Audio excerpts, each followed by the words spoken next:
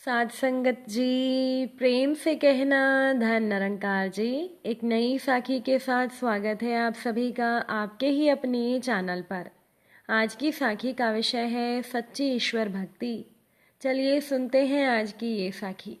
साध संगत जी, श्री रांका बांका पति पत्नी थे जो कि दोनों उच्च कोटि के भक्त हुए हैं।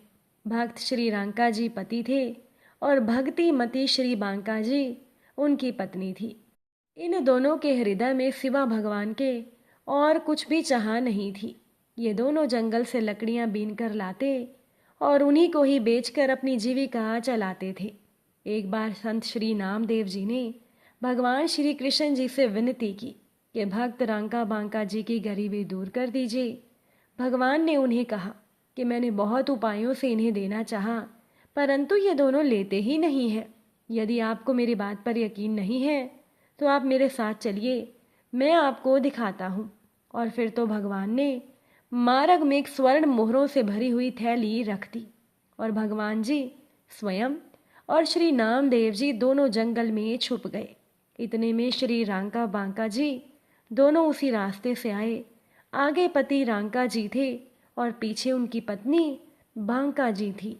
एकाएक श्री रांका जी ने रास्ते में पड़ी हुई मोहरों से भरी हुई थैली देखी। देखकर विचार किया कि मेरी पत्नी भले ही निष्काम है, फिर भी दृष्टि पथ में आने पर लौकिक वस्तुओं में भी मन फंस जाता है। कहीं ये धन देखकर इसकी धन पाने की इच्छा ना हो जाए। इसीलिए पति श्री रांका जी ने जल्दी से उस थैली पर धूल डाल दी। श्री बांका जी ने पति से पूछा कि आपने यहाँ पृथ्वी पर झुककर क्या किया है। तब श्री रांका जी ने सच बात बता दी। तब पत्नी श्री बांका जी ने कहा कि आप धूल के ऊपर धूल डालने का व्यर्थ परिश्रम क्यों कर रहे थे? अभी आपके मन में धन का ज्ञान बना ही है। ये सुनकर श्री रांका जी बोले कि लोग मुझे रांका अर्थात रंग और तुम्हें बांका अर्थात श्रेष्ठ कहते हैं। ये सत्य ही है कि तुम मुझसे श्रेष्ठ हो और ये बात आज मैंने देख ली।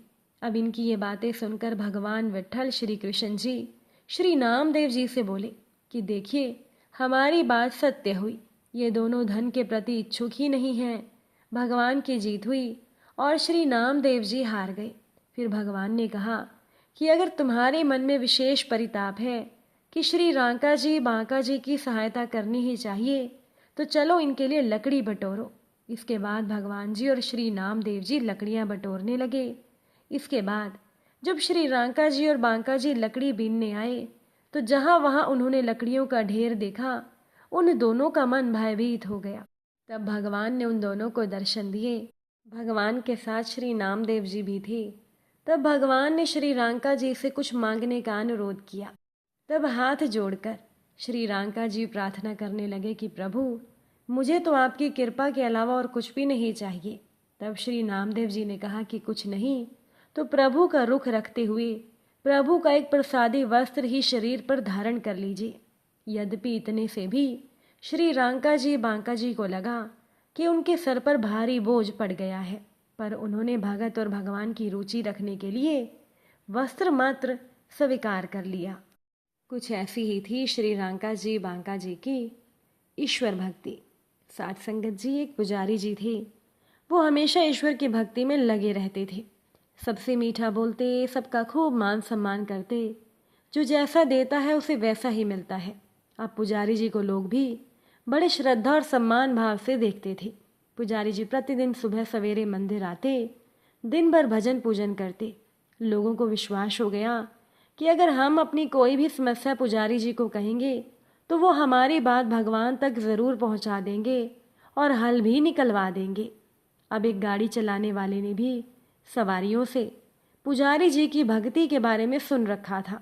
उस गाड़ी चलाने वाले की बड़ी इच्छा होती थी कि वो मंदिर में आए, लेकिन सुबह से शाम तक वो काम में लगा रहता था, क्योंकि उसके पीछे उसका बहुत बड़ा परिवार था और परिवार की सारी जिम्मेदारी उस गाड़ी वाले पर थी।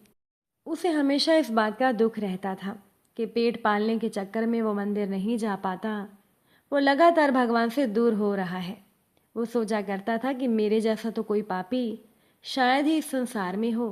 ये सोचकर उस गाड़ी चलाने वाले का मन गलानी से भर जाता था। इसी उधेड़-बुन में फंसा उसका मन और शरीर इतना सुस्त हो जाता था कि कई बार वो अपना काम भी अच्छे से नहीं कर पाता था। उसका घोड़ा बिदकने लगता, उसका टांगा डगमगाने लगता और सवारियों की झिड़कियां भी उसे सुननी पड़ती। अब तांगे वाले के मन का बोझ जब बहुत ज़्यादा बढ़ गया, तब वो एक दिन मंदिर पहुंच ही गया और पुजारी से उस तांगे वाले ने अपने मन की बात कह दी कि मैं सुबह से शाम तक तांगा चलाकर अपने परिवार का पेट पालने में व्यस्त रहता हूँ। मुझे तो मंदिर आने का समय नहीं मिलता। पूजा भजन कीर्तन करना ये तो बहुत दूर की बात है। अब पुजारी जी ने उस गाड़ीवान की आंखों में अपराध बोध और ईश्वर के कोप का डर का भाव पढ़ लिया था। पुजारी जी ने कह दिया, अरे इसमें दुखी होने की क्या बात है। तांगे वाला बोला, मुझे डर है कि कहीं मुझे इस वजह से नरक में न जाना पड़े, कहीं भगवान मुझे नरक में न भेज दें, क्योंकि मैंने तो कभी भजन कीर्तन किया ही नहीं। न जाने मैं आगे कर भी पाऊंगा या नहीं।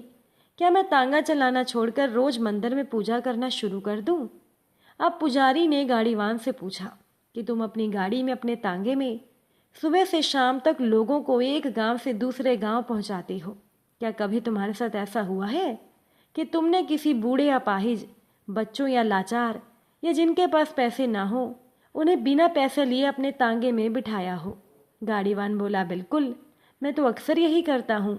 अगर मुझे कोई पैदल चलने में असमर्थ दिखाई देता है तो उसे मैं अपने तांगे में बिठा लेता हूँ और मैं उससे पैसे भी नहीं मांगता।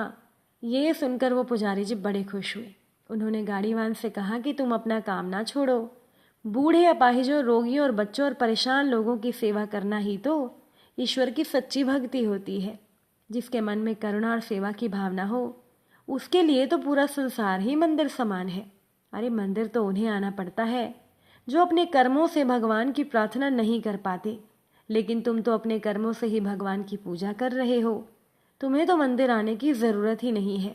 परोपकार और दूसरों की सेवा करके मुझसे ज़्यादा सच्ची भक्ति तो तुम करते हो।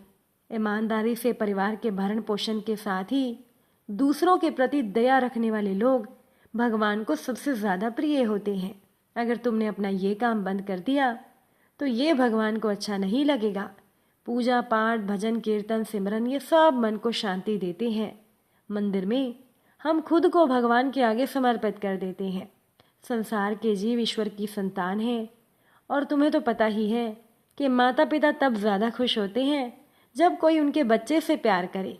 यदि हम जीवों के प्रति दया और सेवा का भाव रखकर परोपकार ही करते रहेंगे तो वो भी किसी भी भजन कीर्तन सिमरन से कहीं ज़्यादा है। यदि कोई ज़रूरतमंद और परेशान हाल आए तो उसके साथ प्रेम पूर्वक व्यवहार करना ही, उसकी सहायता करना ही ईश्वर की सच्ची भक्ति कहलाता है। साथ संगत जी, अगर आज की ये साखी आपको अच्छी लगी हो, वीडियो को लाइक और शेयर ज़रूर से कीजिएगा। आप सभी से फिर मुलाकात होगी नई साखी के साथ। साथ संगत जी, प्यार से कहना, धन निरंकार जी।